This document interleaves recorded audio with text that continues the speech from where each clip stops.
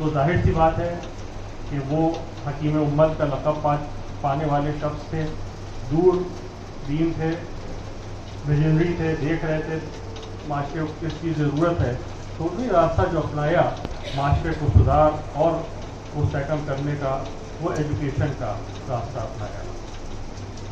ابتدا اس طرح سے ہوئی کہ ان کے پڑوس میں ایک بچہ تھا جس کے بارے میں پتہ چلا کہ وہ پڑھنے میں تو بہت اچھا ہے اور آگے پڑھنا بھی چاہتا ہے، مگر حالات جیسے سب کے تھے، اس کی فیملی کے بھی تھے، ان کے پاس یہ نہیں تھا کہ اس بچے کو ہائر ایجوکیشن دی جا سکے۔ تو انہیں نے وہاں سے جو ہے اس کو کسی اپنے دوست کے ذریعے اسکالرشپ ارینج کی اور اس کی پڑھائی کا جو ہے وہ بندوبست کیا۔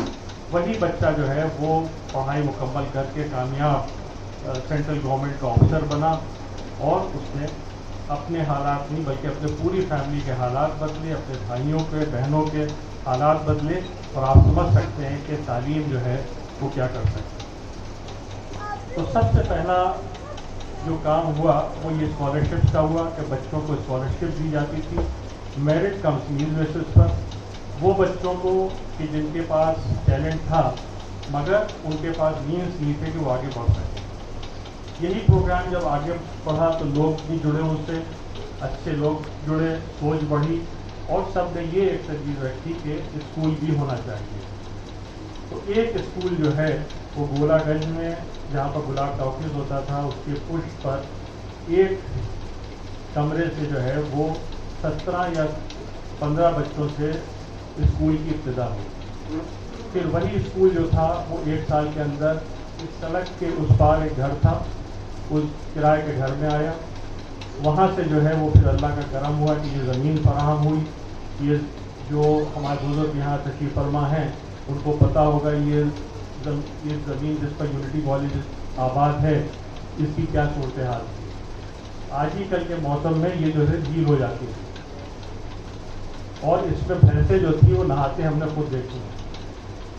تو اب وہاں پر جو ہے اسکول دھیرے دھیرے بننا شروع ہوا، اور وہ اسکول کی شکل لے کے یہ موجودہ اسکول یہاں تک پہنچا۔ مگر ترقی کی کوئی حد نہیں ہوتی ہے، آگے بڑھنے کی کوئی حد نہیں ہوتی ہے، حوصلہ ہونا چاہیے، اللہ کا کرم ہونا چاہیے۔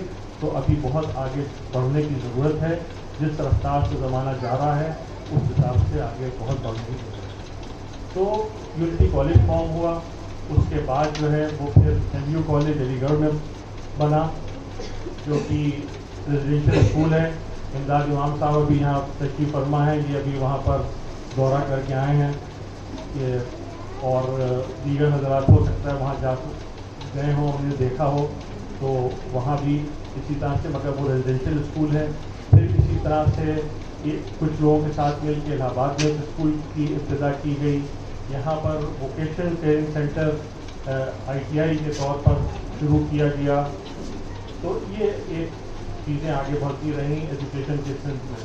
ایجوکیشن کے ساتھ ساتھ جو ہے وہ ضرورت تھی ہیلتھ کیئر کی بھی، تو اس سے وابستگی ہوئی، تو سبب پیدا ہوئے، تو امام جلال الدین ہاسپٹل کازمین کے علاقے میں وجود میں آیا۔ اس کی بھی ایک اپنی پروگریس ہے کہ جہاں سے شروع ہوا تھا اور جہاں پر ہے اور آگے جانے کی کیا گنجائش ہے وہ ہوئی۔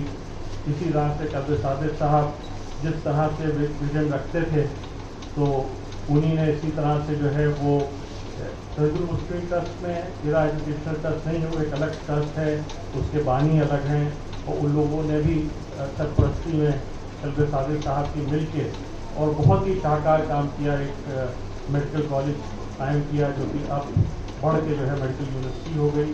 تو اس طرح سے چیزیں آگے ان کی سرپرستی میں بڑھتی رہی۔ پھر جب ہم لوگوں نے یہ احساس کیا کہ اسکول بنانا، بلڈنگ آسان ہے،